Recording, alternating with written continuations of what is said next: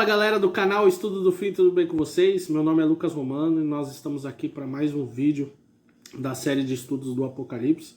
Hoje nós vamos ver o terceiro ciclo do livro do Apocalipse, as 7 trombetas, com os interlúdios de João Livrinho e as 2 testemunhas. Hoje nós vamos ver do capítulo 8, verso 6 até o capítulo 11, né, dando sequência ao fim de mais um ciclo que nós vimos dos 7 selos. Se você ainda não é inscrito no canal, clica em se inscrever, ativa o sininho para você receber as novas notificações dos novos vídeos que vão ser postados aqui no nosso canal. Deixa o seu curtir aí para fortalecer esse projeto e comenta o que você achou do vídeo. E não esquece de compartilhar com seus amigos essa palavra e esse estudo bíblico, beleza? Então, abra sua Bíblia aí em Apocalipse capítulo 8. Nós vamos ler a partir do verso 6, que diz o seguinte: as 7 trombetas. Então, os 7 anjos que tinham as 7 trombetas se prepararam para tocar. A gente viu que com a abertura do 7º selo, há um silêncio de meia hora no céu e os 7 anjos se preparam para tocar essas 7 trombetas.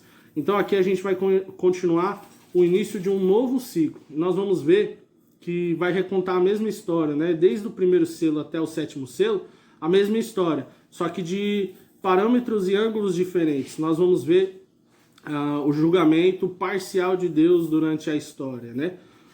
Verso 7. O primeiro anjo tocou a trombeta e houve granizo e fogo misturados com sangue e foram atirados à terra. Então foi queimada a terça parte da terra. Foi queimada a terça parte das árvores e também toda a erva verde foi queimada. Então com a primeira trombeta, a primeira catástrofe é a terça parte da terra que é atingida, toda a parte verde. A gente vê que isso vem acontecendo ao longo de todo o período da dispensação da igreja. Desde a primeira vinda de Cristo até hoje, a gente só vê esses desastres naturais acontecendo. E a gente entende que esses períodos contemplam toda a dispensação da igreja, todo o período da igreja, desde a sua primeira vinda até a sua segunda vinda. E a gente vai ver que agora uma terça parte de tudo vai sendo atingida. Do mar, da água doce e também dos astros, né, dos luzeiros que governam o dia e a noite, as estrelas. Olha o que acontece na segunda trombeta. O segundo anjo tocou a trombeta e uma espécie de grande montanha em chamas foi atirada ao mar. E uma terça parte do mar se transformou em sangue.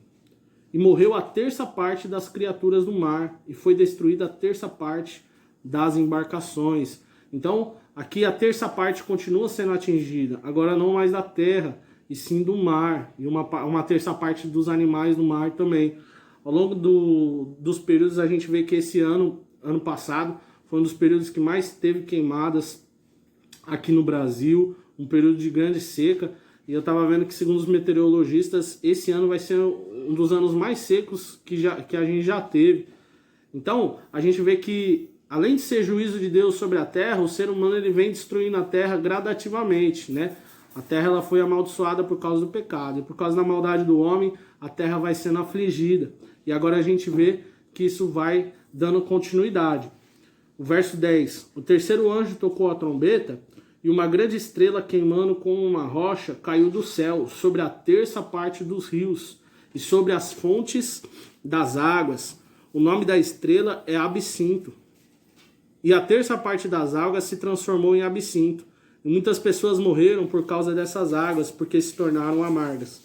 Agora, a terça parte da água doce, né, a água que é boa para beber, ela é atingida. Absinto era uma raiz que liberava uma substância amarga e venenosa. Ela é caracterizada lá no Antigo Testamento como uma raiz que representava o pecado. A gente tem várias passagens que citam, né, o absinto. Então, uma terça parte agora das águas, as águas doces, né? A fonte das águas é atingida. A gente viu que com a primeira trombeta, a terça parte da terra é atingida. A segunda trombeta, uma terça parte do mar, das criaturas que vivem no mar é atingida. Com a terceira trombeta, uma terça parte das águas da fonte é atingida. E agora, com a quarta trombeta, a gente vai ver o sol, a lua e as estrelas sendo atingidas. O quarto anjo tocou a trombeta e foi ferida a terça parte do sol, da lua e das estrelas. para que a terça parte deles escurecesse, e uma terça parte do dia, e também da noite, ficasse sem luz. Então vi e ouvi uma águia que, voando pelo meio do céu, dizia com voz forte: ai, ai, ai dos que moram na terra, por causa do som das outras trombetas que os anjos ainda vão tocar. Então a gente vê que o livro do Apocalipse aqui, ele não segue uma linha cronológica, né? Um acontecimento sucessivo de eventos, desde os selos até agora aqui as trombetas. Porque na abertura do sexto selo, como a gente já viu, o sol, a lua, ele já havia sido escurecido. Vamos ler novamente? Está lá em Apocalipse capítulo 6, verso 12. Vi quando o cordeiro quebrou o sexto selo. Houve um grande terremoto.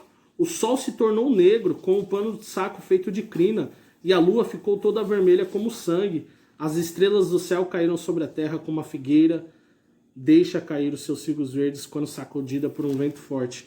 Então, isso não pode ser uma sequência de um evento dos selos para as trombetas, porque o sol e a lua já haviam sido escurecidos. E agora aqui, com a quarta trombeta, uma terça parte do sol, da lua, das estrelas é atingida, são escurecidas. Então a gente vê que está recontando a história agora com aspectos diferentes. O juízo parcial de Deus sobre a terra, sobre o mar, sobre as fontes das águas e agora sobre os luzeiros. E a gente vai ver com a abertura da quinta e da sexta trombeta que é permitido uma terça parte dos homens sofrer dano de tormento e depois uma terça parte da humanidade vai ser morta. E a gente vai ver isso através depois dos interlúdios que vão acontecer. A quinta trombeta. O quinto anjo tocou a trombeta e viu uma estrela que tinha caído do céu sobre a terra. E lhe foi dada a chave do poço do abismo. Essa estrela aqui representa um demônio, né? A gente sabe que uma estrela ela não tem poder para fazer nada. Então isso representa aqui um demônio. E esse abismo aqui a gente vê durante toda a literatura neotestamentária que o abismo representa, traduzido pela palavra tártaro, né? Em algumas traduções, tem algumas traduções que traduzem como inferno, mas a palavra tártaro representa esse abismo, onde hordas de demônios, né? Demônios, eles são aprisionados em tormentos. Então existe um local específico, esse abismo, onde ficam demônios que estão sendo preparados para esse período de fim dos tempos, né? Um período que contempla todo o período da igreja, né? Desde a primeira vinda até a segunda vinda de Cristo, mas também especificamente o período da grande tribulação, que é o evento que antecede a segunda vinda de Cristo. Ela abriu o poço do abismo e dela saiu uma fumaça, como a fumaça de uma grande fornalha. E o sol e o ar se escureceram com a fumaça saída do poço. Também da fumaça saíram gafanhotos para a terra. E lhes foi dado poder como o poder que tem os escorpiões da terra. E lhes foi dito que não causassem dano à erva da terra, nem a qualquer coisa verde, nem a árvore alguma, e tão somente as pessoas que não têm o selo de Deus na testa. A gente sabe que no Antigo Testamento os gafanhotos eram representados como, assim como no livro do Êxodo, né, como uma praga de Deus, mas também lá em Malaquias como aquilo que devorava a plantação, como uma maldição. Então a gente sabe que esses não são gafanhotos literais, né? Mas pelas características que o apóstolo João vai dar mais para frente, a gente percebe que é algo espiritual, algo que vai causar dano aos homens. E esse dano só vai ser afligido aquelas pessoas que não têm o selo de Deus.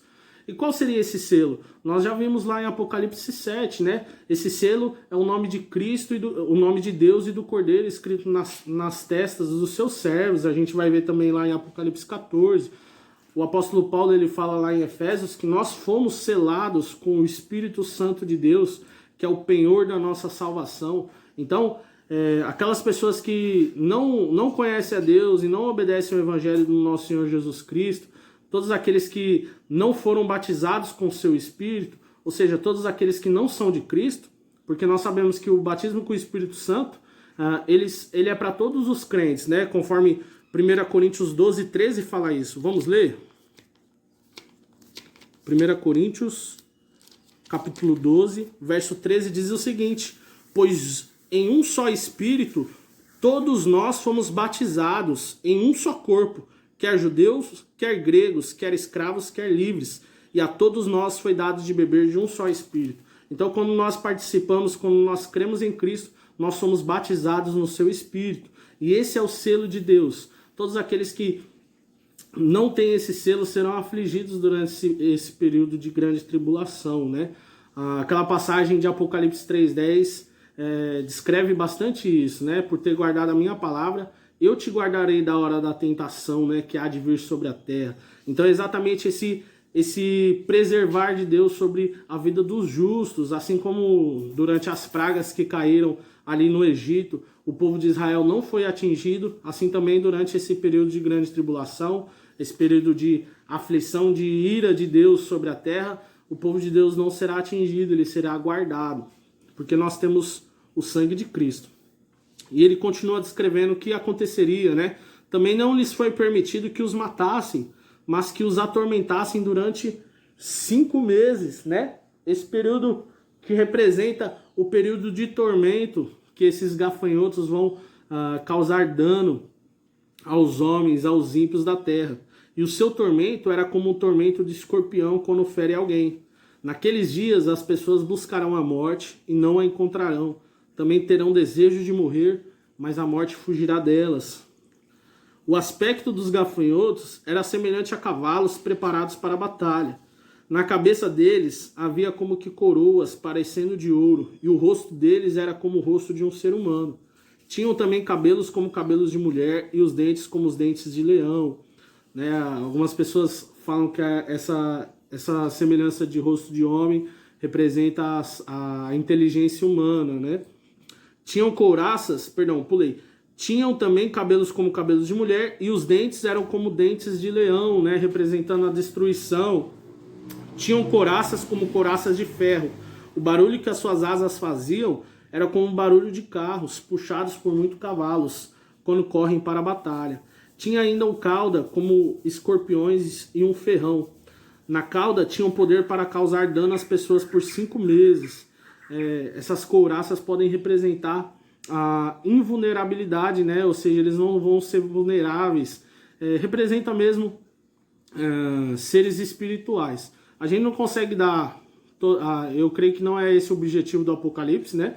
Dar todas as interpretações de cada símbolo, de cada visão que João teve, mas isso aponta para algo, né? Eu creio que isso representa o dano que vai ser causado àqueles que não acolhem o Evangelho de Jesus. E a gente vai mais para frente, com a visão do anjo e o livrinho, a gente vai ver a representação do Evangelho, né?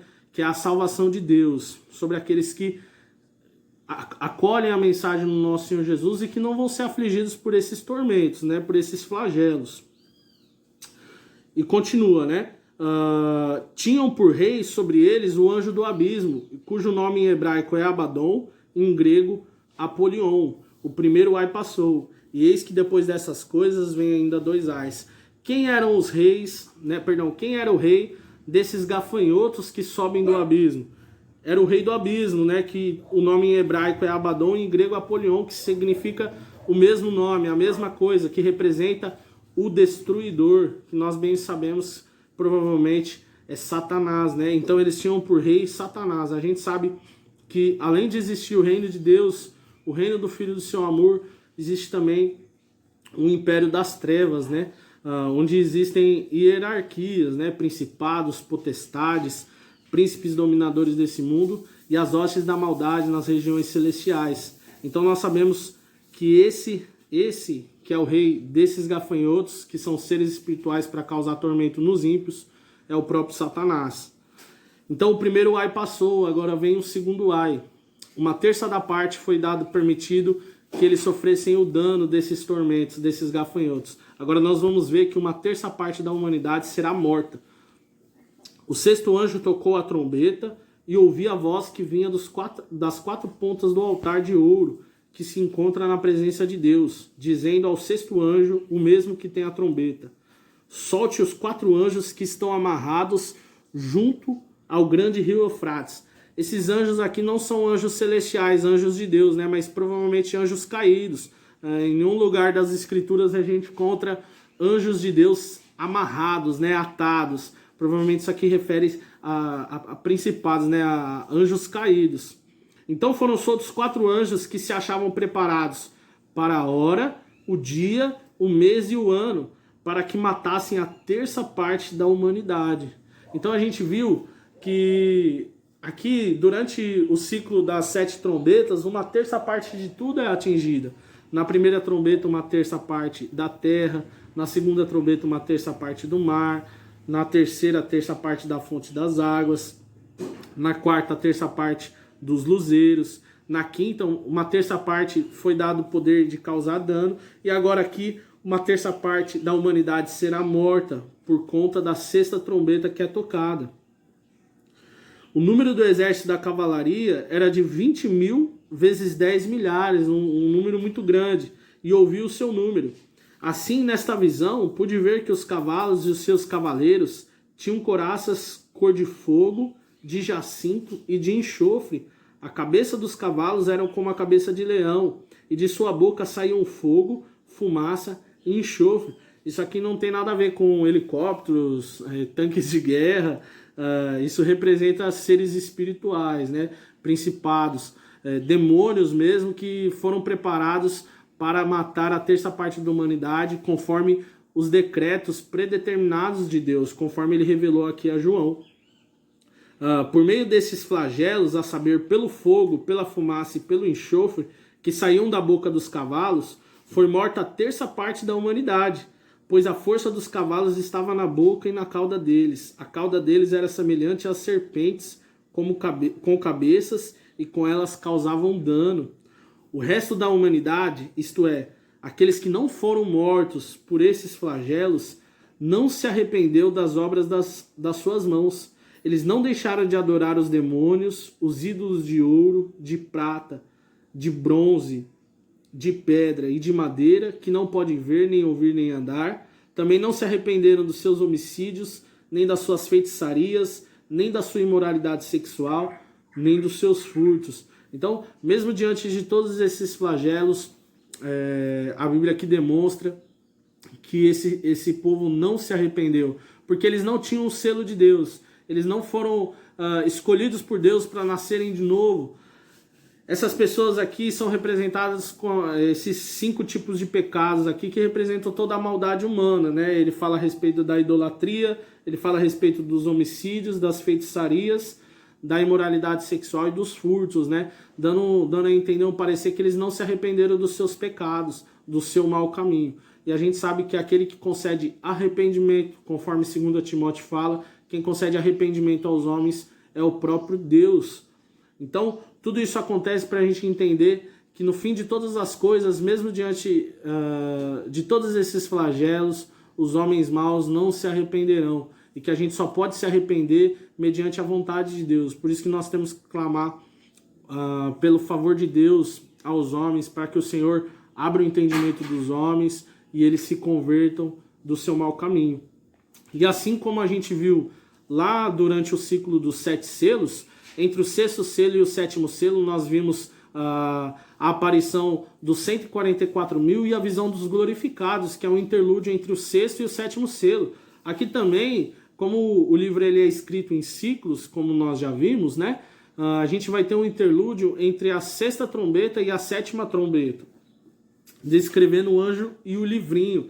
Esse anjo forte provavelmente representa o próprio Jesus, né? Que é caracterizado lá no Antigo Testamento, nas teofanias, quando o anjo de Deus aparece, né, como o próprio Deus trazendo uma mensagem. A gente vai ver que essas características são muito semelhantes, como a gente viu lá em Apocalipse 1 e também em Apocalipse capítulo 4, com a visão de Deus.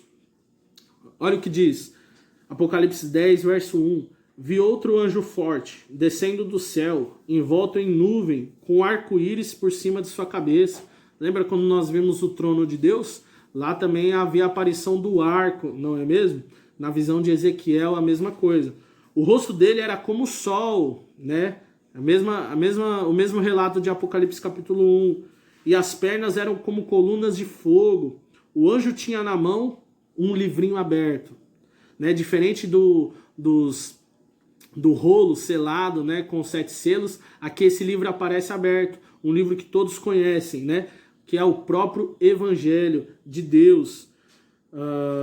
O anjo tinha na mão um livrinho aberto, pôs o pé direito sobre o mar e o pé esquerdo sobre a terra, tendo toda a autoridade no céu e na terra, né? Quando Jesus ressuscita, é o que ele fala, toda a autoridade me foi dada no céu e na terra, né? Todo o poder, portanto, ide, né? E ele ordena que nós façamos o discipulado, a nossa missão. E gritou com voz forte como ruge um leão, né? Quem é que aparece como leão lá em Apocalipse capítulo 5, que nós vimos que é a raiz de Davi, né? O leão da tribo de Judá, o próprio Cordeiro. E quando ele gritou, os 7 trovões fizeram soar as suas próprias vozes. A gente já viu que os 7 trovões, as 7 tochas, os 7 olhos do Cordeiro, esse número 7 representa a completude de Deus, representa o próprio Espírito de Deus, conforme a gente viu na saudação também dos 7 Espíritos de Deus lá em Apocalipse capítulo 1. Então, quando esse anjo fala, o Espírito de Deus também fala, dando a entender que é o próprio Cristo Jesus, né? O anjo forte. E quando ele fala, olha o que acontece. Logo que os 7 trovões falaram, eu ia escrever, mas ouvi uma voz do céu dizendo, guarde em segredo as coisas que os 7 trovões falaram.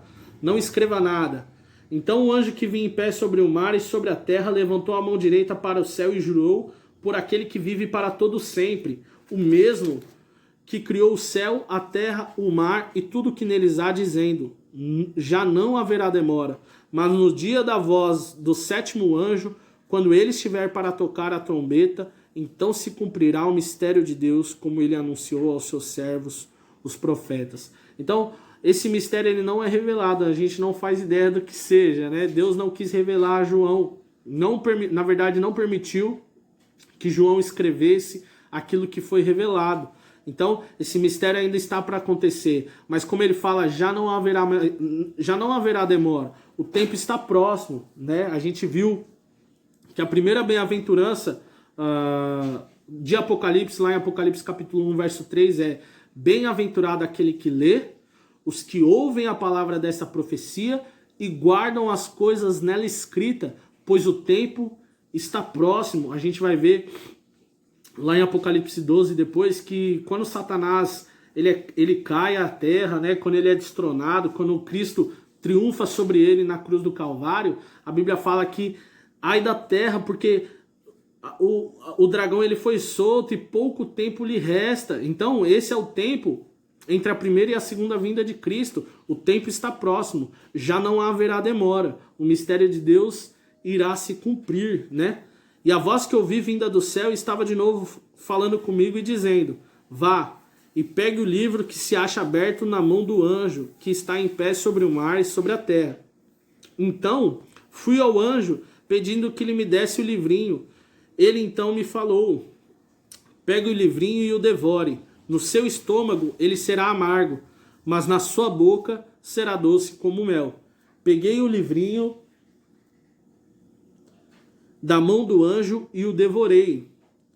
Na minha boca era doce como mel, mas quando, porém, o comi, o meu estômago ficou amargo.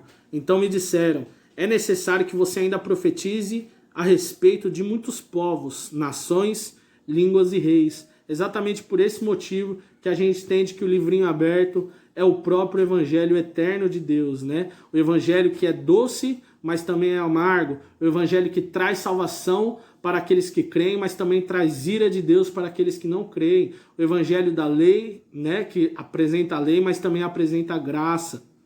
O evangelho que apresenta conforto e salvação, mas também apresenta incômodo através do arrependimento. A mensagem do evangelho é simples, né? Arrependei-vos porque é chegado o reino dos céus. Nós devemos negar a nós mesmos, nós devemos tomar a nossa cruz e seguir a Cristo. E isso, por muitas vezes, é amargo, né? O evangelho não é fácil, mas ele traz salvação. Ele pode ser doce na nossa boca, mas é amargo como mel. E era necessário, mesmo diante da perseguição, mesmo diante de Patmos, assim como o apóstolo João se encontrava preso, né, na ilha de Patmos por causa da palavra de Deus e do testemunho de Jesus, ele deveria continuar profetizando, ele deveria continuar pregando a palavra de Deus o testemunho do evangelho do nosso Senhor Jesus Cristo a todos os povos, nações, línguas e reis. Então, o povo de Deus agora que vai ser representado como pregando o evangelho também aqui nas duas testemunhas, antes da gente finalizar, é o mesmo livrinho que é apresentado aqui em Apocalipse capítulo 10. Esse livrinho é o mesmo evangelho que as duas testemunhas pregam, a própria igreja que a gente vai ver. Então, João deveria continuar pregando o evangelho de Deus. Só beber uma aguinha.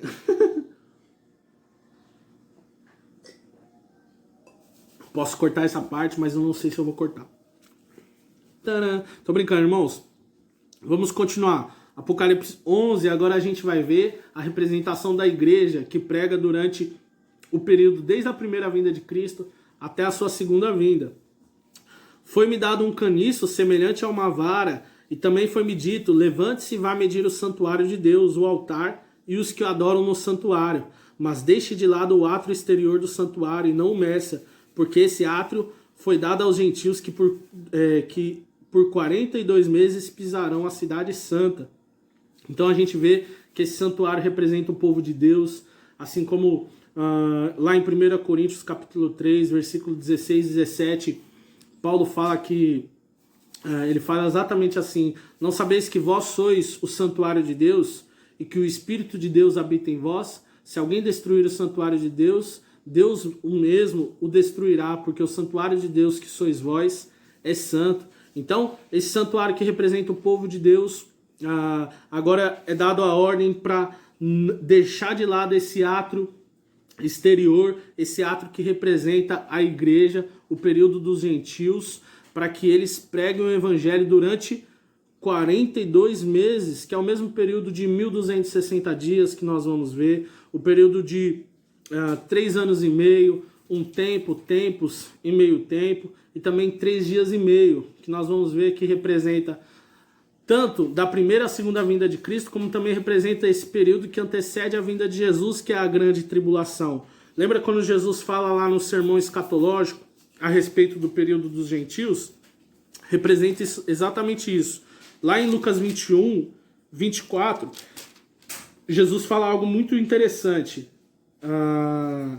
Cairão a fio de espada e serão levados cativos para todas as nações, até que o tempo dos gentios se completem. Jerusalém será pisada por eles. Então esse é o período que a igreja aqui representada como as duas testemunhas, esses 42 meses, vai ser dada a ordem para que eles preguem o evangelho. E continua o texto no verso 3. Darei autoridade às minhas duas testemunhas para que profetizem durante 1260 dias, vestidas de pano de saco. São estas as duas oliveiras, os dois candelabros que estão de pé diante do Senhor da terra. Se alguém pretende causar-lhes dano, da boca dessas testemunhas sai fogo e devora os inimigos. Sim, se alguém pretende causar-lhes dano, certamente deve morrer. Elas têm autoridade para fechar o céu, para que não chova durante os dias em que profetizarem. Tem autoridade também sobre as águas para transformá-las em sangue, bem como para ferir a terra com todo tipo de flagelos, tantas vezes quanto quiserem. Então essa mesma profecia que João era necessário que ele profetizasse, aqui é representado como as duas testemunhas, que elas deveriam continuar profetizando. E a gente vê aqui que isso claramente representa a igreja pelos ofícios da igreja, de sacerdote e profeta, né? Aqui a gente tem uma semelhança de não deixar, ter autoridade para fechar os céus para que ele não chova, assim como Elias fez isso, né? Representando o seu ofício de profeta, e também em transformar a água em sangue, como Moisés fez no seu ofício de sacerdote, né? O profeta, ele transmite as mensagens de Deus ao povo, e o sacerdote representava o povo diante de Deus.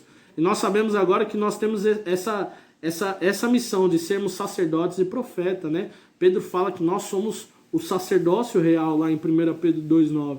E agora nós temos essa obrigação e essa missão de pregar o evangelho durante esse período.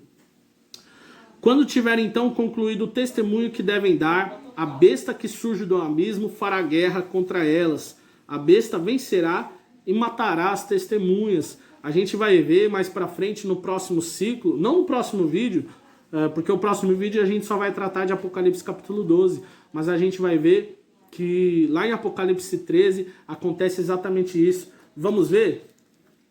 Pra gente, só para ficar mais claro, lá em Apocalipse capítulo 13, no verso 8 diz o seguinte: e ela será adorada por todos os que habitam sobre a terra, aqueles que desde a fundação do mundo não tiveram os seus nomes escritos no livro da vida e do Cordeiro que foi morto. E diz, né, se alguém que tiver ir para o cativeiro irá, se alguém tiver ser morto pela espada será morto. Mas na verdade não era esse texto. É no versículo... no versículo de número... Isso, perdão, irmãos. No versículo de número 5, 6 e 7, olha o que diz: foi-lhe dada uma boca que proferia arrogâncias e blasfêmias, e foi-lhe dada autoridade para agir durante 42 meses, esse mesmo período que a igreja vai continuar profetizando. A besta abriu a boca em blasfêmias contra Deus para lhe difamar o nome e difamar o tabernáculo, a saber os que habitam no céu. Foi-lhe permitido também que lutasse contra os santos e os vencesse. Então a gente vê que é a mesma referência que a gente leu aqui no capítulo 11, verso 7.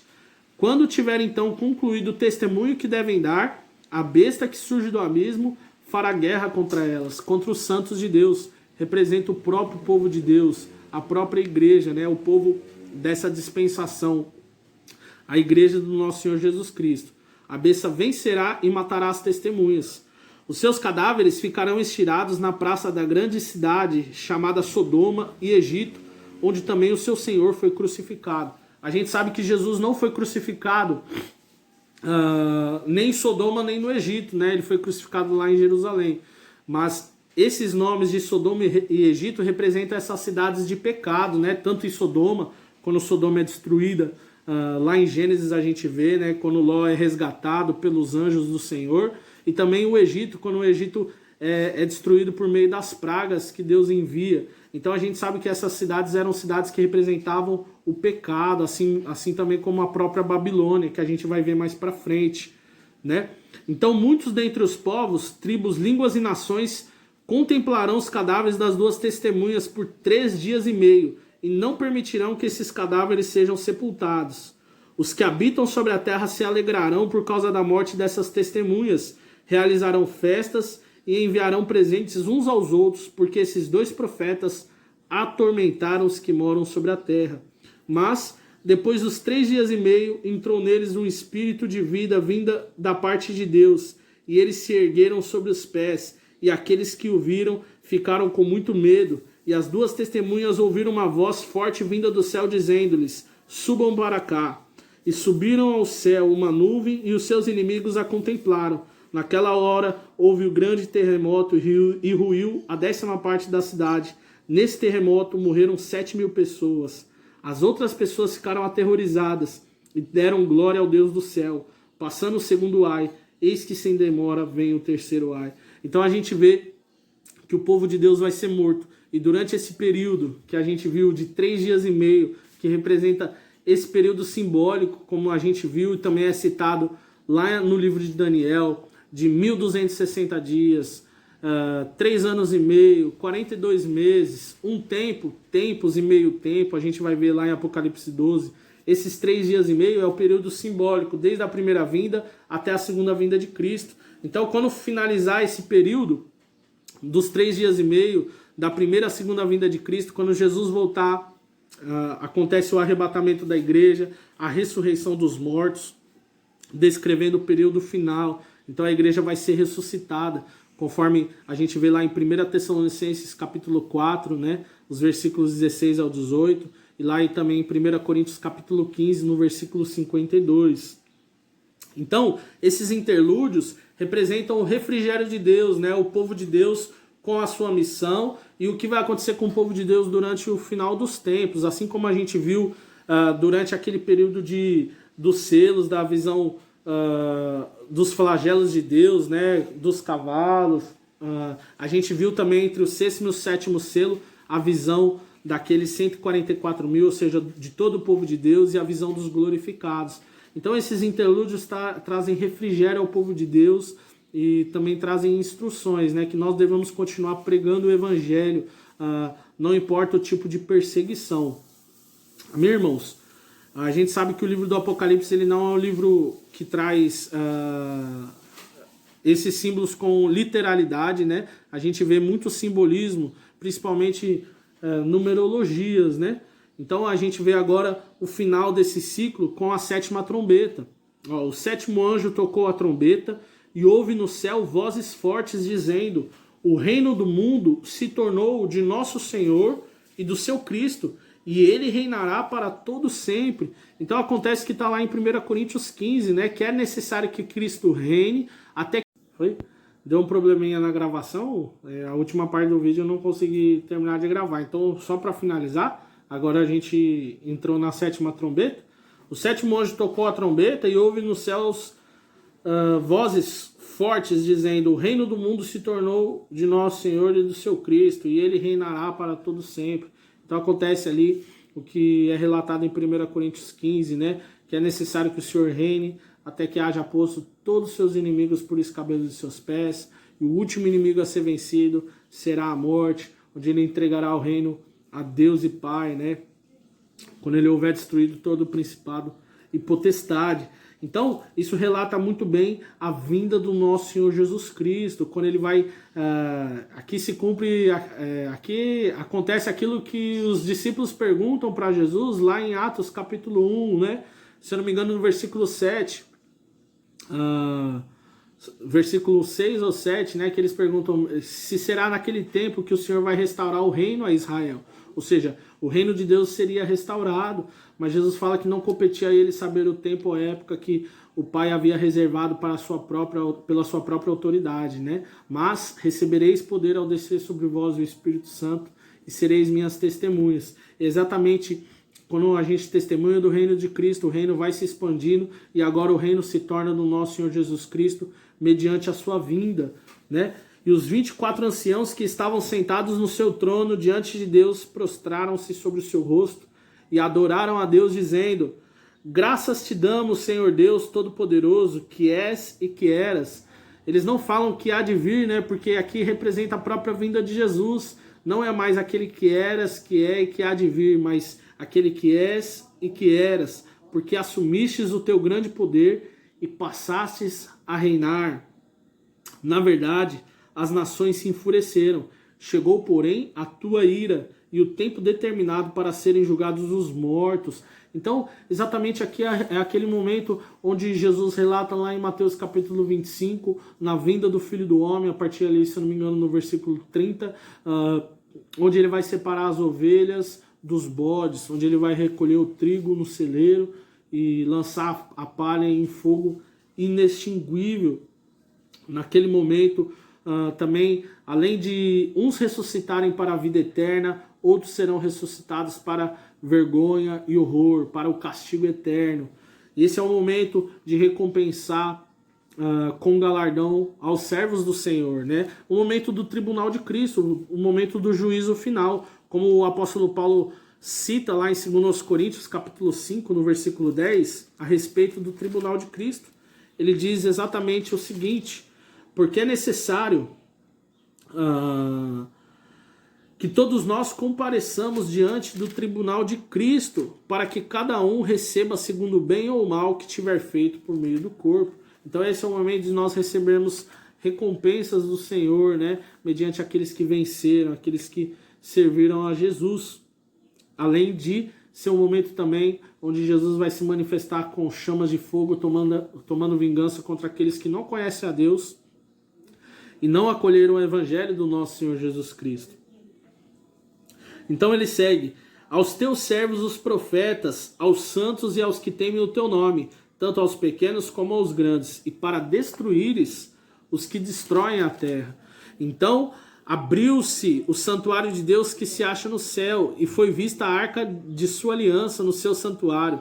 E e sobrevieram relâmpagos, vozes, trovões, terremoto e forte chuva de granizo. Praticamente o mesmo acontecimento lá de Apocalipse capítulo 6, né, que a gente viu que o sol escurece, a lua se torna em sangue, como um pano de saco de crina, as estrelas caem como figos verdes quando a figueira é balançada por um forte vento. O mesmo evento que Jesus cita lá em Mateus 24, a partir ali do versículo 29, onde ele fala que logo após a tribulação daqueles dias, o sol se escureceu, a lua não deu a sua claridade, as estrelas caiu do firmamento, os poderes dos céus foram abalados. Então apareceu no céu o sinal do Filho do Homem, e todas as tribos da terra lamentarão vendo o Filho do Homem vindo sobre as nuvens do céu com poder e grande glória. E ele reunirá os seus escolhidos dos quatro cantos da terra, né? Ele enviará os seus anjos para reunir os seus escolhidos nos quatro cantos, né, dos céus, de uma ou outra extremidade. Esse exatamente é o momento da vinda de Jesus, o momento do julgamento final, onde acontece todos esses eventos que nós vimos aqui da sétima trombeta. Beleza, galera? Se você gostou desse vídeo, deixa seu like, comenta aí, compartilha com seus amigos. No próximo vídeo nós vamos ver Apocalipse capítulo 12, a mulher e o dragão, que inicia mais um ciclo da tríade satânica, né? Apocalipse 12, a mulher e o dragão. Apocalipse 13, a besta, né, que sobe do mar, e a besta que sobe da terra, representando o anticristo e o falso profeta, como nós vamos ver. E em Apocalipse 14, o final desse ciclo, com a ceifa do Senhor, né, e o povo de Deus sendo redimido.